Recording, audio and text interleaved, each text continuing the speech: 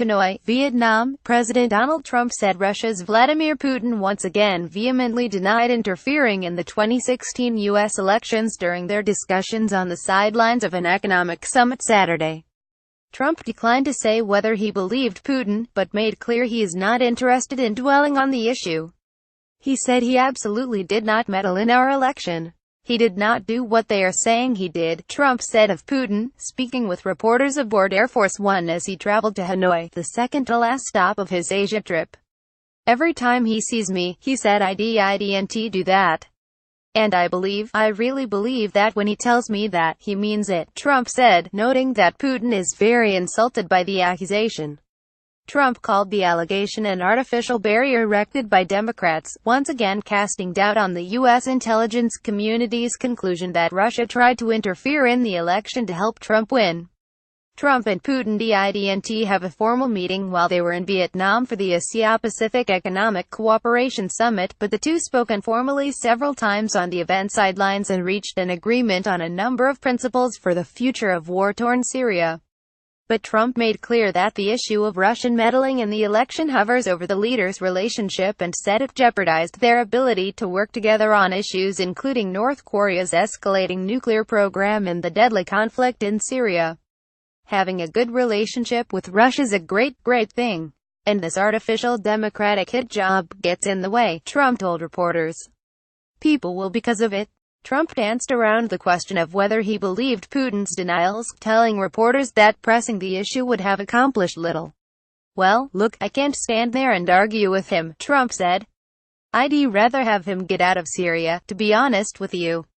I'd rather have him, work with him on the Ukraine than standing and arguing about whether or not, cause that whole thing was set up by the Democrats."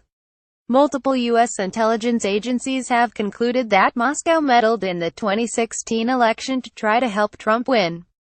But Trump called the former heads of those agencies politicaless and argued there's plenty of reason to be suspicious of their findings.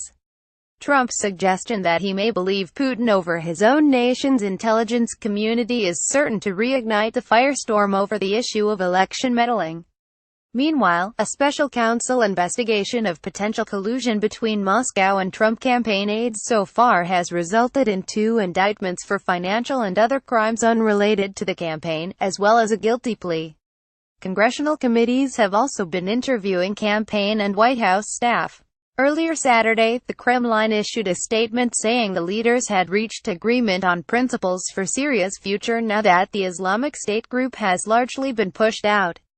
Among the agreement's key points, according to the Russians, were an affirmation of de-escalation zones, a system to prevent dangerous incidents between American and Russian forces, and a commitment to a peaceful solution governed by a Geneva peace process.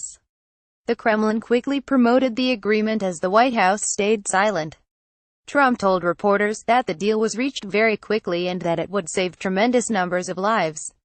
And he praised his relationship with Putin, saying the two seemed to have a very good feeling for each other and a good relationship, considering we don't know each other well. Snippets of video from the summit in the seaside city of Da Nang showed Trump and Putin shaking hands and chatting, including during the world leaders' traditional group photo. The two walked together down a path to the photo site, conversing amiably, with Trump punctuating his thoughts with hand gestures and Putin smiling. Journalists traveling with Trump were not granted access to any of the APEC events he participated in Saturday.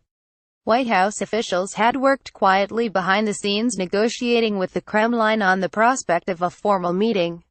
The Russians raised expectations for such a session and Trump told reporters aboard Air Force One en route to Asia that it was expected we'll meet with Putin to discuss issues including ramping up pressure on North Korea to halt its nuclear and ballistic weapons program.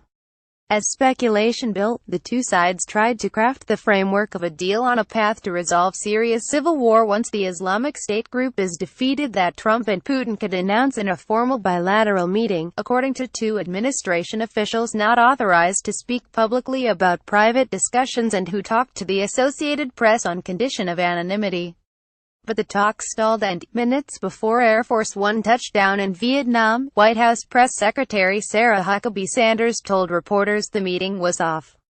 Trump's visit to Hanoi began with a state dinner during which he showered the country with praise, saying it has truly become one of the great miracles of the world.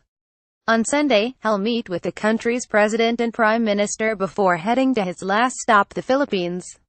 Associated Press writers Lori Kelman, Darlene Superville and Josh Lederman in Washington contributed to this report.